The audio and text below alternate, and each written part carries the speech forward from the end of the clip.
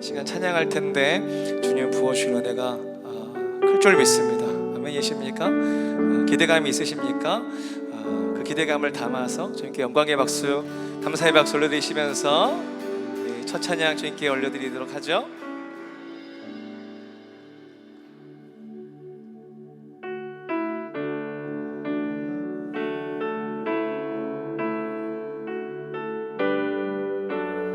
복의 근원 강림하사, 복의 근원 강림하사 찬송하게 하소서. 한량없이 자비하심 증량할 길 없도다. 천사들의 찬송가를 내게 가르치소서. 구속하신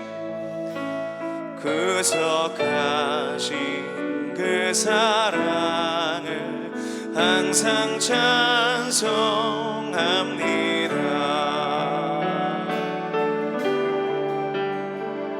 아멘. 우리 2절 고백할까요? 주의 크신 도움 받아 이때까지 왔으니 이와 같이 천국에도 이르기를 바라네. 하나님의 품을 떠나 죄에 빠진 우리를 예수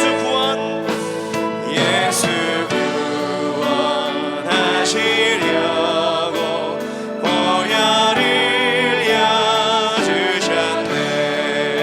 아멘. 우리 3절 고백할까요?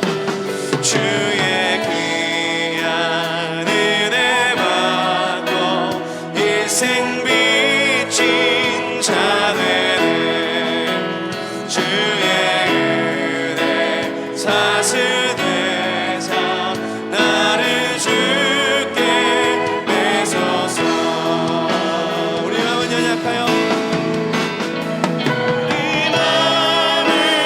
연약하여 범죄하기 쉬우니 하나님이 받으시고 천국인을 우리 마음은 연약하여 범죄하기 쉬우니 아멘. 하나님이 받으시고 천국인 한 번 더 고백합니다. 우리 마음은 연약하여 범죄하기 쉬우니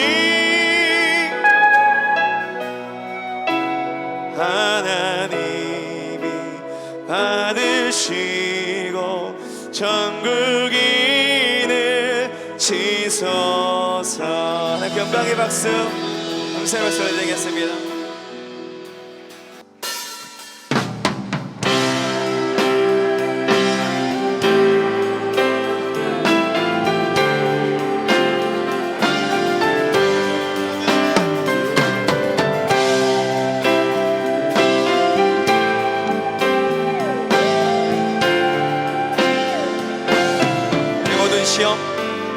내 모든 시험 무거운 짐을 주 예수 앞에 아뢰이면 근심에 쌓인 날 돌아보사 내 근심 모두 맡으시네.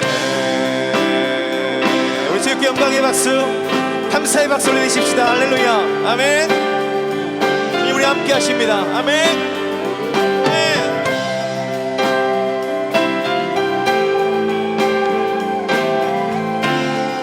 우리 2절 고백할까요? 내 모든 괴로움 내 모든 괴로움 닥치는 환난 주 예수 앞에 아뢰이며 주께서 친히 날 구해주사 넓으신 사랑 베푸시네. 무거운 짐을 나 홀로 지고 무거운 짐을 나 홀로 지고 견디다 못해 쓰러질 때 불쌍히 여겨 구원해 주니 은혜의 주님 오직 예수.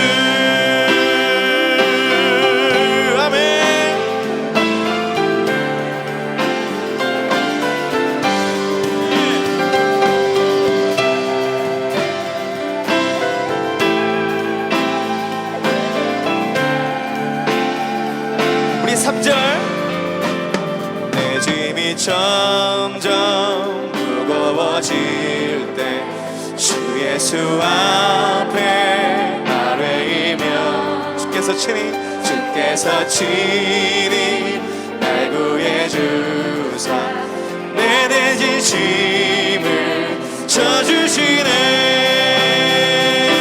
무거운 짐을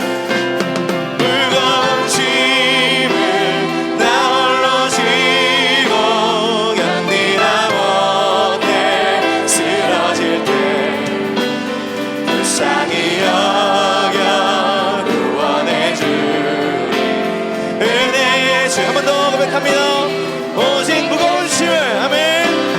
무거운 짐을 나 홀로 지고 견디다 못해 쓰러질 때 불쌍히 여겨 구원해 주니 은혜의 주님 오직 예수.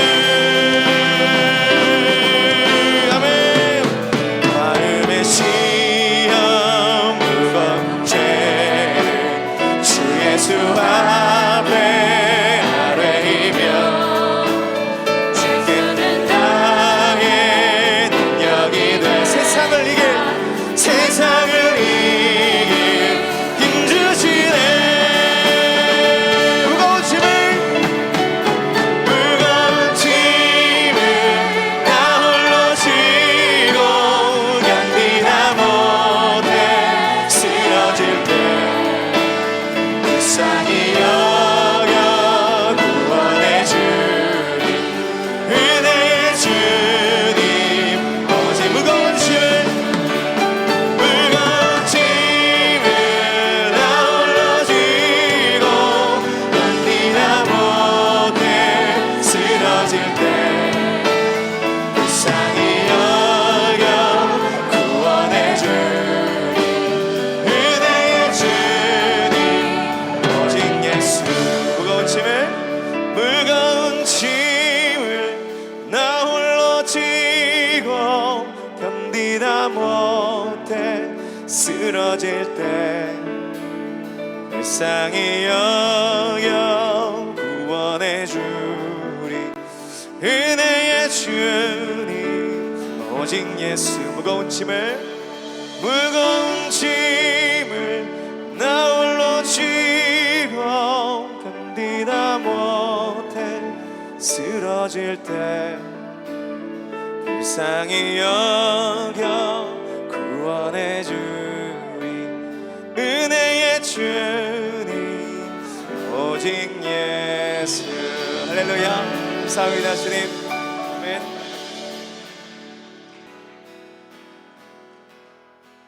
이 세상을 살아가는 동안에 나의 힘을 의지할 수 없으니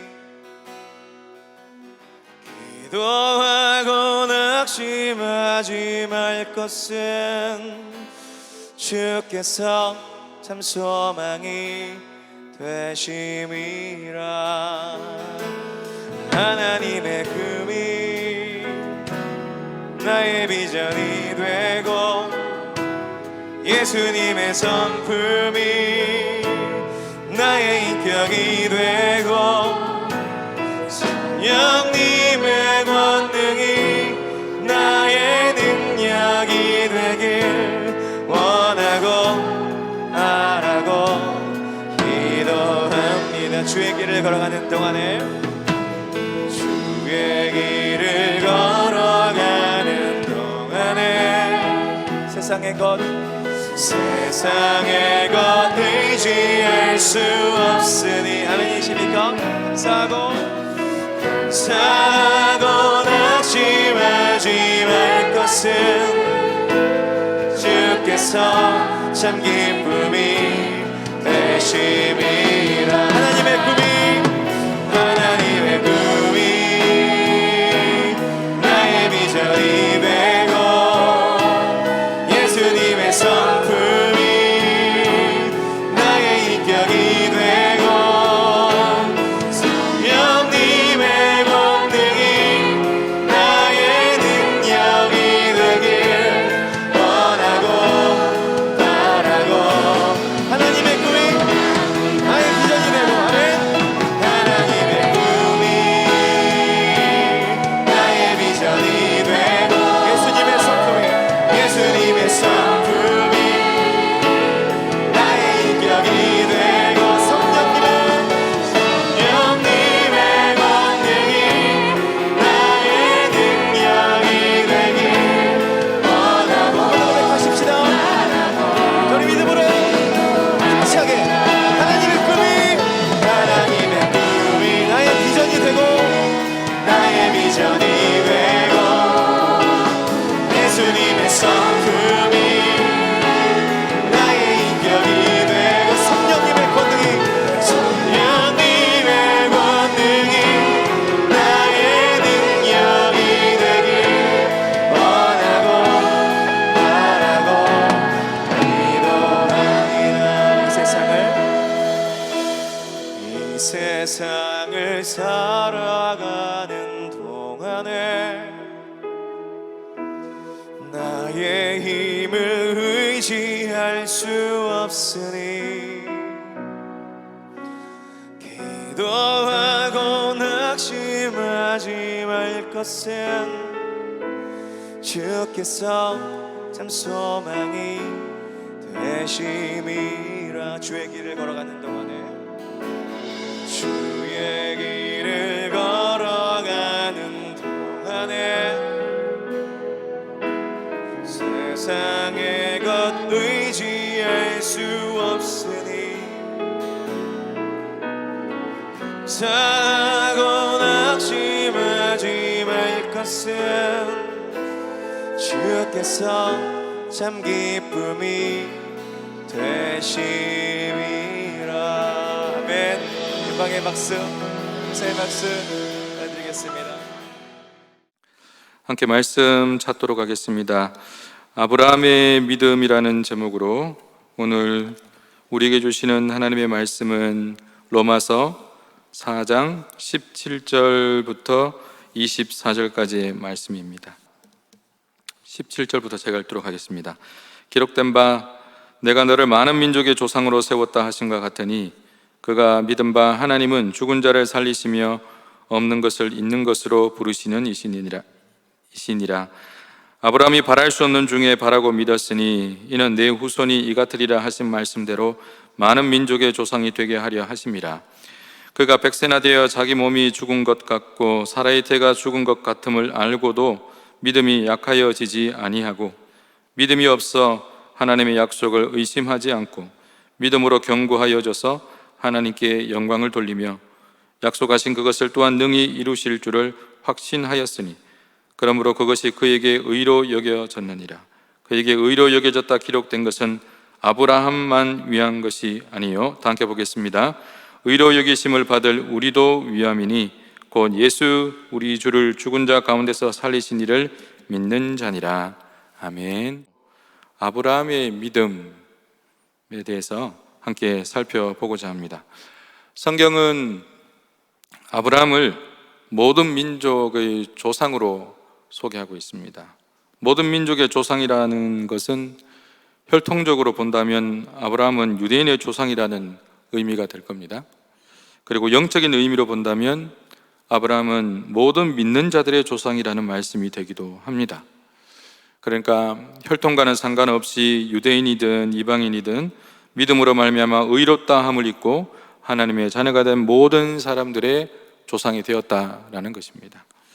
하나님은 아브라함을 부르셨고요, 그리고 그에게 복을 주셨습니다. 창세기 12장 2절에 있는 말씀인데요, 내가 너로 큰 민족을 이루고 내게 복을 주어 내 이름을 창대하게 하려니 너는 복이 될지라 라고 말씀하셨죠. 그리고 이어서 말씀하시기를 너는 축복의 통로가 될 것이다 라는 약속의 말씀을 이어서 주셨습니다. 창세기 12장 3절에 있는 말씀입니다. 너를 축복하는 자에게는 내가 복을 내리고 너를 저주하는 자에게는 내가 저주하리니 땅의 모든 족속이 너로 말미암아 복을 얻을 것이라 하신지라. 아멘. 아브라함의 인생을 돌아보면 그가 하나님의 자녀가 될 수 있었던 것은 믿음 때문이었습니다. 하나님이 주신 복을 누릴 수 있었던 것도 믿음 때문이었고요, 약속의 말씀이 그의 인생 가운데 성취되는 것을 경험할 수 있었던 것도 믿음 때문이었습니다. 그의 인생에 있어서 하나님과 관련된 모든 것은 행위로 된 것은 하나도 없고요, 전부 다 믿음으로 말미암았습니다. 믿음으로 되었습니다. 그러면 구체적으로 오늘 본문에서 말씀하고 있는 이 아브라함이 가진 믿음, 아브라함의 믿음은 어떤 것인지 한 3가지 정도 생각해 보고자 합니다. 아브라함의 믿음은 어떤 믿음일까요? 첫째는 바랄 수 없는 중에도 바라는 믿음이었다라고 되어 있습니다. 오늘 읽은 로마서 본문 18절에 있는 말씀이죠. 18절 보시면 아브라함이 바랄 수 없는 중에 바라고 믿었다라고 증거하고 있습니다. 창세기에서 아브라함에 대한 본격적인 이야기가 창세기 12장부터 시작이 되는데요, 11장 후반부에는 아브라함의 배경에 해당되는 가족 이야기가 나옵니다.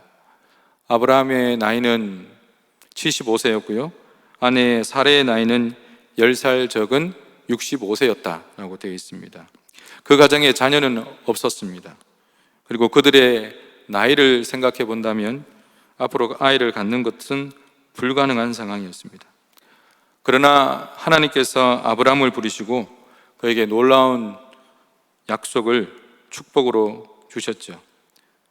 그것은 자녀를 주시겠다라는 말씀이었습니다. 조금 전에 읽었던 창세기 12장 2절의 말씀인데요, 다시 한번 읽도록 하겠습니다. 내가 너로 큰 민족을 이루고 내게 복을 주어 내 이름을 창대하게 하리니 너는 복이 될지라. 큰 민족을 이룬다는 것은 자녀를 주신다는 말씀이죠. 아브라함과 사레가 아이를 가질 수 있는 그런 상황이었을까요? 성경은 당시의 상황을 정확하게 전합니다.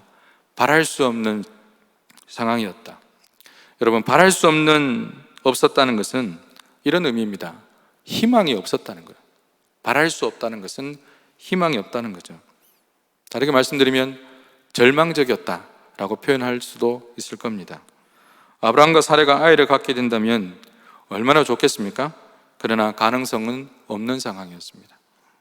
그런데 중요한 것은 이 아브라함이 믿음이라는 것을 갖게 되었다라는 것이에요. 그래서 성경은 그 믿음을 어떤 믿음이라고 설명하고 있냐면 바랄 수 없는 중에 바라는 믿음이었다라고 증거하고 있습니다. 아브라함이 자신의 몸의 상태를 생각해보면 꿈꿀 수 없는 상황이 맞습니다. 누가 봐도 불가능한 것입니다. 그런데 하나님께서 말씀하시기를 내가 너로 큰 민족을 이루겠다라고 말씀하셨기 때문에 그 말씀이 실제로 자신의 삶 속에 이루어질 것이라는 생각을 아브라함이 갖게 되었다는 것이죠. 그 말씀이 언제 이루어질지는 모릅니다. 그러나 그 약속이 반드시 이루어진다, 그 약속은 현실이 된다라는 희망이 그의 마음속에서 어느 순간 생겨나기 시작했더라는 겁니다. 그리고 그 약속은 빛이 되어서 절망적이고 캄캄했던 아브라함의 마음을 비추었는데요, 그 빛이 사라지지 않는 겁니다. 그래서 아브라함은 하나님의 부르심을 받은 그날 그 이후, 약속의 말씀을 받은 그 이후부터 미래에 대한 꿈과 희망과 소망을 마음속에 그려볼 수 있게 된 것입니다. 우리가 즐겨 부르는 찬송 중에 찬송가 383장에 이런 고백이 있죠. 눈을 들어 산을 보니 도움 어디서 오나, 천지 지으신 주 하나님 나를 도와주시네. 나의 발이 실족 않게 주가 깨어 지키며 택한 백성 항상 지켜 길이 보호하시네. 사랑하는 성도님들, 우리가 눈을 들어 바라보아야 할 대상이 있다면 그것은 하나님밖에 없는 줄 믿습니다. 여러분, 우리가 바라보아야 될 것은 상황도 아니고요, 환경도 아닙니다. 사람도 아닙니다. 바랄 수 없는 중에 바랄 수 있는 믿음이라는 것은 하나님으로부터 오는 것이지 환경으로부터 오는 것은 아닌 것이죠. 고린도전서 2장 9절에 있는 말씀입니다. 기록된 바 하나님이 자기를 사랑하는 자들을 위하여 예비하신 모든 것은 눈으로 보지 못하고 귀로 듣지 못하고 사람의 마음으로 생각하지도 못하였다 함과 같으니라. 하나님은 전심으로 자기에게 향하고요, 그리고 자기를 바라는 자에게는 눈으로 본 적도 없고 귀로 들어본 적도 없고 마음으로 생각해 본 적도 없는, 그러니까 한마디로 말씀드려서 놀라운 은혜를 예비하고 계시고 자기를 바라보는 자에게 그 은혜를 주신다는 거예요. 그러니까 하나님을 바라보는 자는 이 은혜를 누리겠죠. 이 은혜가 있으면 바랄 수 없는 중에도 바라는 믿음으로 살아가게 될 줄 믿습니다. 두 번째로 아브라함의 믿음은 어떤 믿음이었냐 하면 약하여지지 않는 믿음이었습니다. 약하여지지 않는 믿음이에요. 오늘 읽은 본문 19절입니다. 그가 100세나 되어 자기 몸이 죽은 것 같고 사라의 태가 죽은 것 같음을 알고도 믿음이 약하여지지 않았다라고 고백합니다. 아브라함이 75세 때 자녀에 대한 약속을 받았습니다. 그 나이에 자녀를 갖는다는 것은 앞서 말씀드린 것처럼 바랄 수 없는 상황입니다. 그리고 시간이 흘렀습니다. 아브라함이 100세가 되었고 사라는 90세가 되었겠죠. 성경은 또 이렇게 말하고 있습니다. 자기 몸이 죽은 것 같았다. 여러분, 사실 25년 전에도 자녀를 가질 가능성은 없었습니다. 그리고 지금은 가능성이 강조를 하자면 전혀 없는 상황인 거죠. 여러분, 이것이 아브라함이 처한 현실입니다. 여러분, 우리가 믿음이라는 것을 가지고 있지만 현실이라고 하는 벽 앞에 서게 되면 믿음을 지킨다는 것 생각만큼 쉬운 것이 아닙니다. 현실의 벽이 높으면 높을수록 믿음은 흔들릴 수 있습니다. 그리고 현실의 벽이 높으면 높을수록 현실과 타협할 수 있고요, 심지어는 믿음을 잃어버릴 수도 있는 겁니다. 사무엘상 17장을 보면 블레셋 장수 골리앗이 하나님의 군대를 조롱하던 장면이 기록되어져 있습니다. 거인 골리앗이 하나님과 하나님의 백성들을 조롱했습니다. 40일 동안 하나님과 하나님의 백성을 조롱했어요. 그런데 골리앗 앞에 나서는 사람은 단 한 사람도 없었습니다. 그 자리에 사울 왕도 있었거든요. 근데 사울 왕은 사실은 왕이었기 때문에 그런 상황이 되면 대표성을 띠고 나가서 싸워야 돼요. 그러려고 왕을 뽑아놓은 거 아니겠습니까? 그런데 사울이 나서지 못합니다. 왜 그럴까요? 골리앗이라고 하는 무시무시한 현실을 보았기 때문입니다. 골리앗과 싸우면 나는 100% 죽는다는 생각을 가졌기 때문에 하나님의 이름이 경홀히 여김을 받았고 하나님의 군대가 치욕을 당해도 그냥 가만히 지켜볼 수밖에 없었던 거죠. 오늘 본문을 보시면 아브라함은 그의 나이가 100세가 되어서 죽은 것과 같은 자기의 몸이라고 하는 현실 앞에 서 있습니다. 그러면 아브라함의 믿음은 어떻게 되었을까요? 오늘 성경 그렇게 고백하죠. 약하여지지 않았다. 죽은 것 같던 몸을 보았지만, 그 현실을 마주 대했지만 아브라함의 믿음은 약하여지지 않았다라고 선언합니다. 여러분, 이것은 아브라함이 현실을 지각하는 능력이 부족했기 때문이 아닙니다. 현실을 부인한 결과도 아닙니다. 오히려 그 반대죠. 자기 몸이 죽은 것 같은 현실을 보았음에도 불구하고 여전히 믿음을 가지고 있는 겁니다. 그러니까 이것은 아브라함이 현실을 보면서도 자기 속에 있는 그 믿음을 굳건하게 지켜냈다는 거예요. 아브라함이 하나님의 약속을 계속해서 붙들고 있었다는 것입니다. 20절 보시면, 본문 20절을 보시면 믿음이 없어 하나님의 약속을 의심하지 않았다라는 그런 말씀이 있는데요. 여러분, 참된 믿음에는 약속이 있어야 됩니다. 약속이 있는 믿음이 진정한 믿음입니다. 약속을 붙드는 믿음이 살아있는 믿음이고요, 역사하는 믿음이에요. 아브라함은 죽은 것 같은 자신의 몸을 보았지만 그의 마음속에는 여전히 하나님의 약속의 말씀을 붙들고 그 약속의 말씀이 그 마음속에서 살아 역사하고 있었다는 것입니다. 여러분, 믿음이라는 것은 말씀에 기초를 하고 있죠. 그래서 신앙의 뿌리는 말씀에 뿌리 내려져야 하는 겁니다.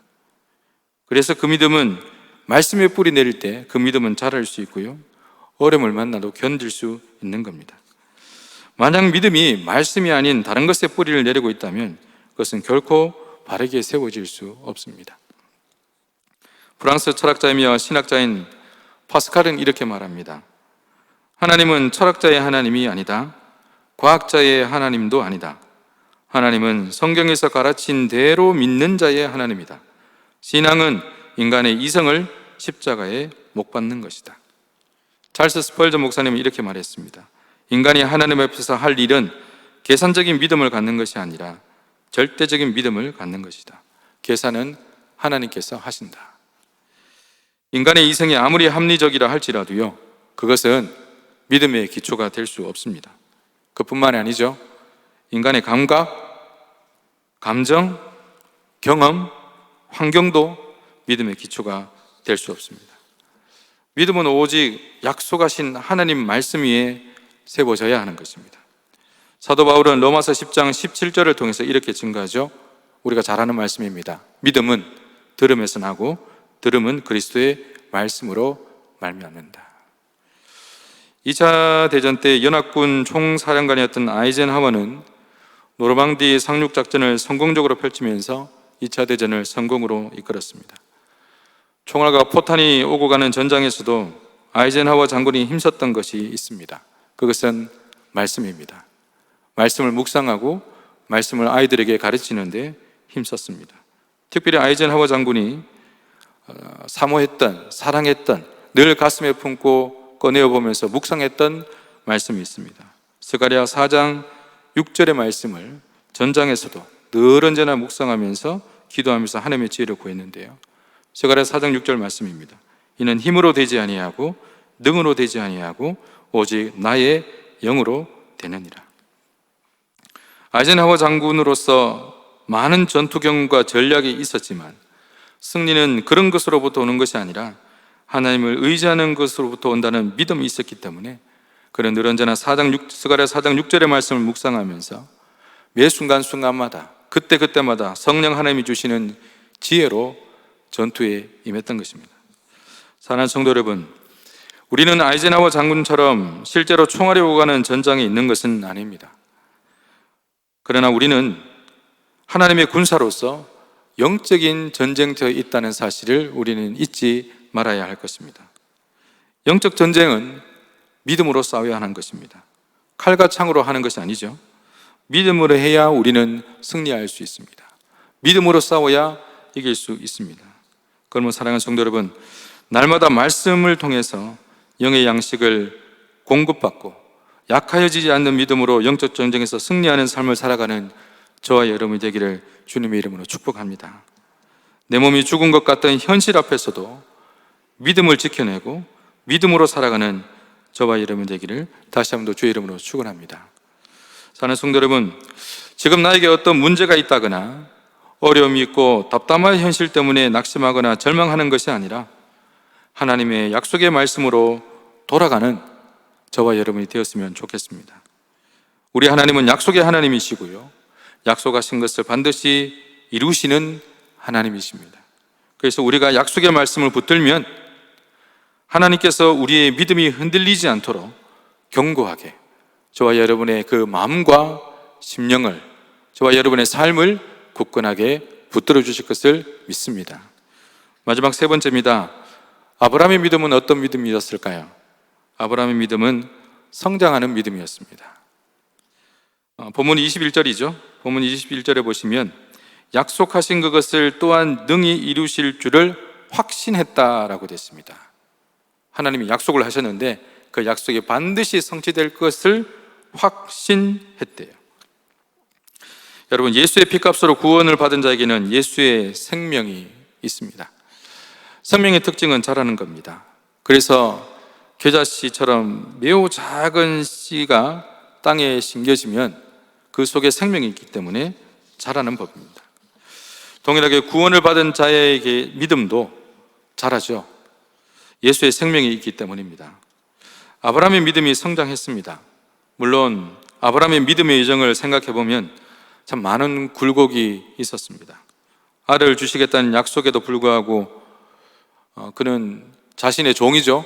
자신의 종이었던 엘리에셀을 상속자로 세우려고 했었던 적도 있었습니다. 하갈을 통해서 아들을 낳자는 아내 사라의 제안을 받아들이기도 했습니다. 그래서 이스마엘이 태어났고요. 그것으로 인해서 그 가정이 참 힘든 그런 시간을 겪기도 했습니다. 아브라함에게는 분명히 믿음이 있었습니다. 그러나 하나님의 약속이 더디 이루어지는 것 때문에 의심할 때도 있었고, 그리고 갈등을 느낄 때도 있었습니다. 그러나 오늘 읽은 구절을 통해서 알 수 있는 것은 아브라함의 믿음이 여러 가지 모양과 시험과 연단의 과정을 지나면서 성장해 있더라라는 거예요. 21절에 다시 보시면 약속하신 그것을 또한 능히 이루실 줄을 확신했다라고 말씀드렸습니다.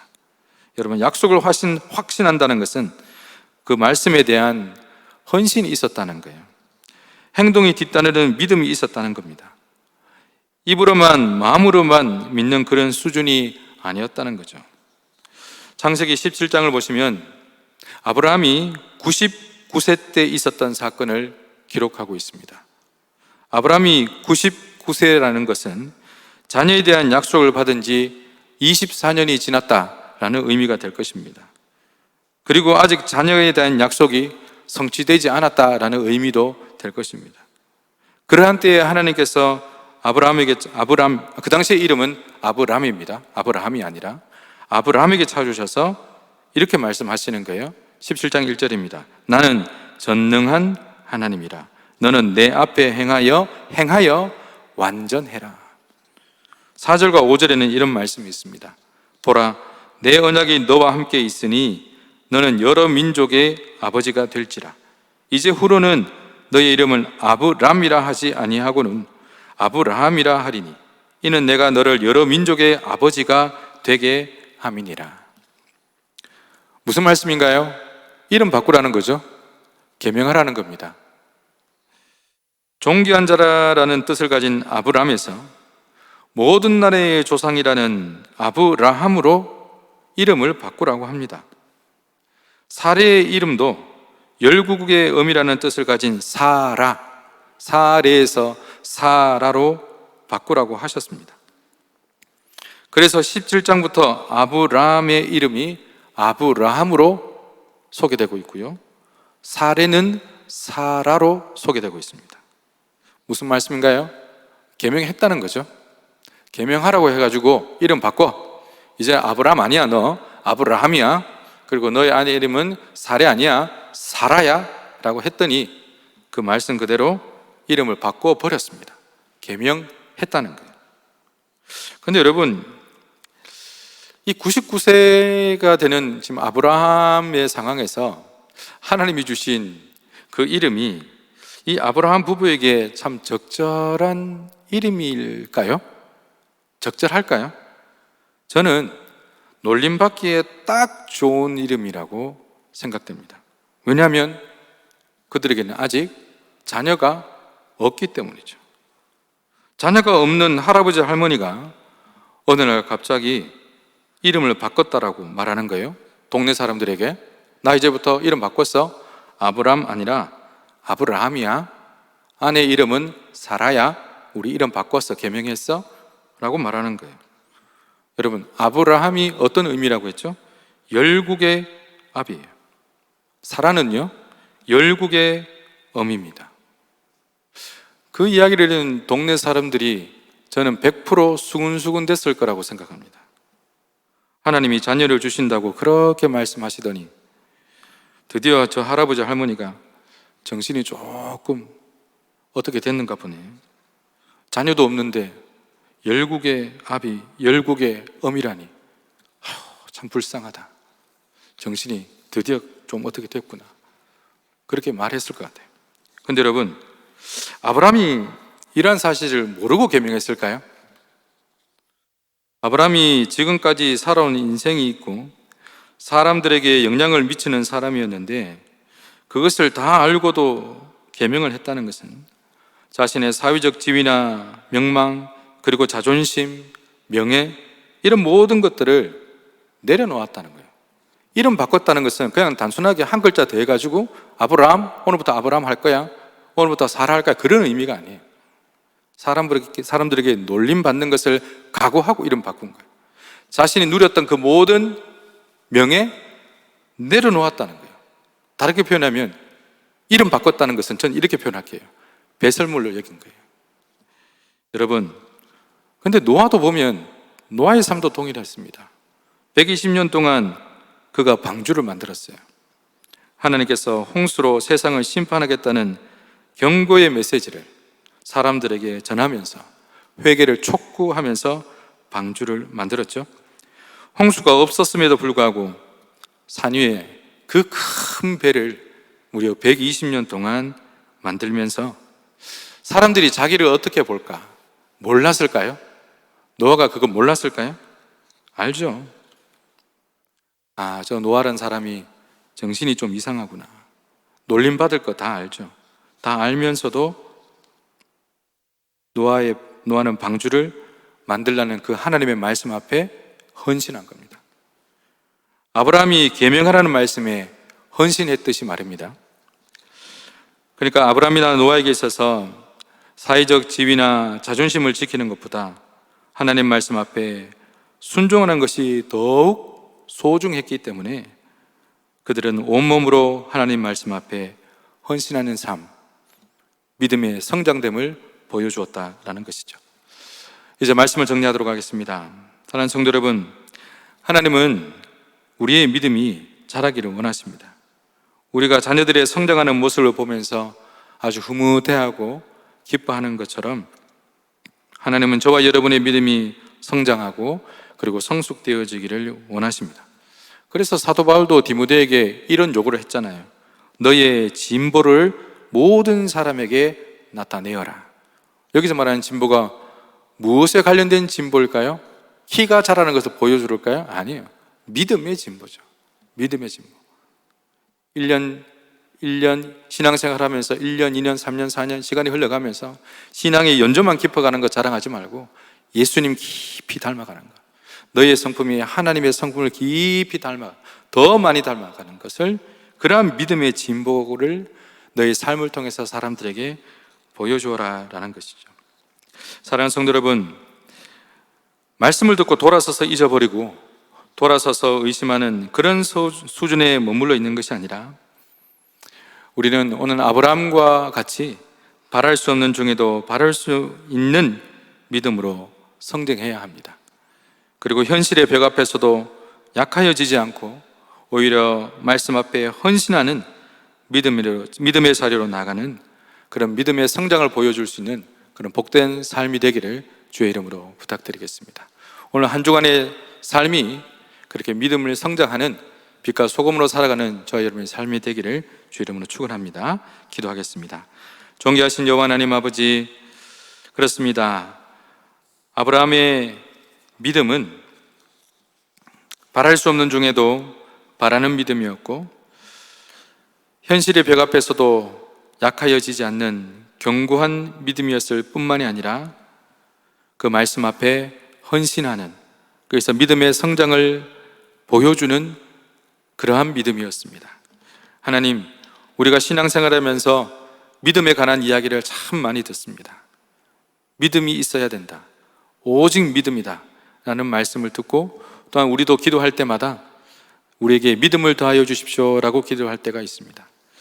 오늘 우리에게 주신 말씀을 통해서 나의 믿음의 수준은, 나의 믿음의 주수는 어디에 있는지 우리의 심령을 한번 돌아볼 수 있는 시간이 될 수 있도록 하나님 은혜 베풀어 주시옵시고, 또한 아브라함이 하나님이 주신 그 수많은 복을 누릴 수 있었던 것, 그리고 하나님의 약속의 말씀이 성취됨을 볼 수 있었던 것은 다른 그 어떤 것이 아니라 믿음 때문이었음을 기억하고, 우리의 믿음이 날로 날로 성장되어지기를 소망하고 또한 기도하며 나갈 수 있는 저희들의 삶이 될 수 있도록 하나님 은혜 베풀어 주시옵소서.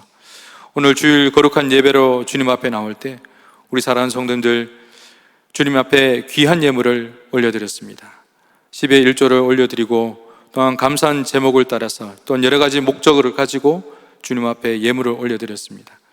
그 예물 주님께서 흠량하여 주옵시고, 드린 그 손길 그들의 인생도 받아 주옵시고, 하나님 드려진 그 손길 위에 특별히 복을 내려주시되 믿음의 복을 허락하여 주셔서 아브라함과 같은 믿음을 가지고 이 세상 가운데서 영적인 전투에서 믿음으로 승리하며 살아갈 수 있는, 그리고 하나님 앞에 온전히 영광을 돌리며 살아갈 수 있는 우리 모든 믿음의 신용산의 성도들 될 수 있도록 하나님 은혜 베풀어 주시옵소서.